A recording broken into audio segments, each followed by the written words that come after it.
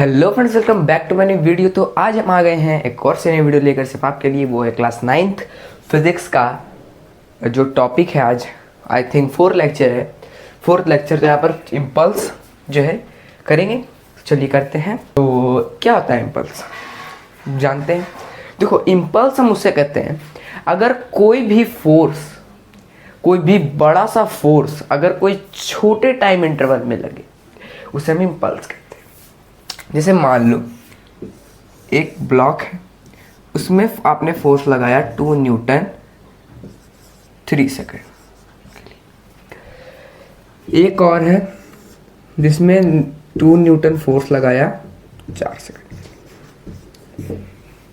एक बड़ा सा फोर्स छोटे टाइम इंटरवल के लिए। तो यहां पर 2 कंडीशन क्या वेरी करती है, या तो टाइम सेम होगा, या तो टाइम सेम होगा, या तो फोर्स सेम होगा, या तो फोर्स सेम होगा। ओके, आई थिंक आपको ये समझ में आ रहा होगा। बहुत ही बढ़िया, बहुत ही बढ़िया। तो इम्पल्स इसे कहते हैं। आप सिर्फ सीधा सीधा याद रखो, बहुत बड़ा फोर्स जो छोटे टाइम इंटरवल में लगे उसे हम कहते हैं इम्पल्स। चलिए, इम्पल्स का कंसेप्ट हमारा होता है पूरा। तो चलिए चलते हैं अगले कंसेप्ट में। चलिए पढ़ते हैं नेक्स्ट टॉपिक। तो हमारा जो नेक्स्ट टॉपिक आता है वो आता है Newton's third laws of motion, जिसमें हम पढ़ते हैं एक्शन एंड रिएक्शन फोर्स। तो देखो, उससे पहले हम लोग जान लेते हैं, जो हम लोगों ने अभी इम्पल्स पढ़ा उसका जो फॉर्मूला होता है वो होता है फोर्स इनटू टाइम। स्क्रीन में आपको दिख रहा होगा जैसा कि, और वो वेक्टर क्वांटिटी है एक, क्योंकि उसमें डायरेक्शन भी पता होना चाहिए, इसलिए वेक्टर क्वांटिटी है। उसका यूनिट होता है न्यूटन सेकंड। क्या होता है? न्यूटन सेकंड, एनएस भी आप बोल सकते हो। तो चलिए चलते हैं Newton's third laws of motion में। Newton's third law of motion क्या होता है? पढ़ा है आप लोगों ने कभी?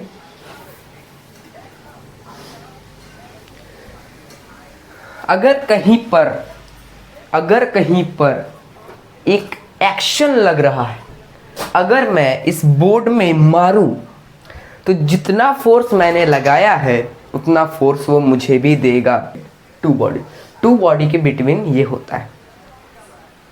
ओके, जैसे देखो, अर्थ है, आप यहां खड़े हो, अर्थ आपकी उतना ही फोर्स लगा रही है जितना आप उसे अट्रैक्ट कर रहे हो, उतना वो भी आपको अट्रैक्ट कर रही है।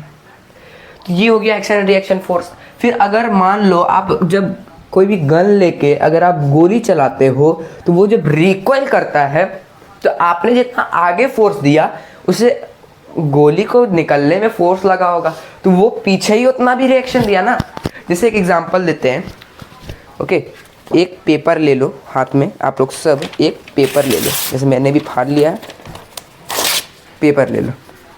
मान लो ये पेपर, मैं एक्शन लगा रहा हूँ, ये तो लिक्विड वाला है इसलिए इससे लिखा जा रहा है, लिखा रहा हूँ, लेकिन इससे लिखाएगा नहीं। मैं जैसे आपका नाम लिखता हूँ, मान लो शिवम लिखता हूँ, तो देखो लिखा नहीं रहा, क्योंकि हम एक्शन दे रहे हैं लेकिन पीछे से रिएक्शन नहीं आ रहा।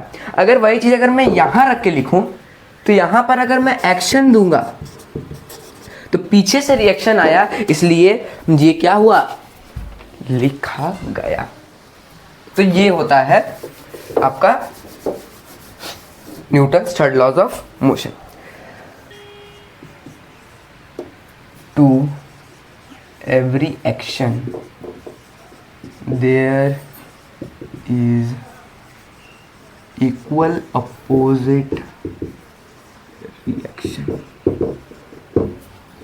Okay, to every action opposite reaction भी मिलेगा आपको।